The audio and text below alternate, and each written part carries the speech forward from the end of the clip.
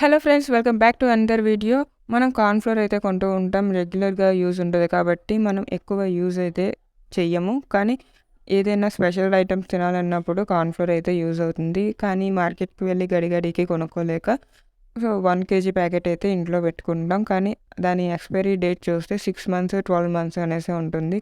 And ఫంక్షన్స్‌లో వచ్చేసి ఒక ప్యాకెటే యూజ్ చేస్తూ ఉంటారు. కానీ 4, 5 ప్యాకెట్స్ మాత్రం తెప్పిస్తారు. వంటలు చేసేవాళ్ళు, క్యాటరింగ్‌కి ఇచ్చేవాళ్ళ సంగతి కాదు. వండించుకునే వాళ్ళ సంగతి చెప్తున్నా. సో, వాళ్ళైతే వాడేది 1 ప్యాకెటే వాడతారు. మిగతా ప్యాకెట్స్ అన్నీ ఇంట్లో పూజించుకోవడం తప్ప ఏం చేయలేము. వా యూజ్ కూడా ఎప్పుడూ ఉంటుంది. కార్న్ ఫ్లోర్ ఎక్కువ యూజ్ కూడా అవ్వదు. కానీ మరి ఏం చేస్తాం? ఈ ప్యాకెట్స్ అన్నీ ఏం చేయాలి?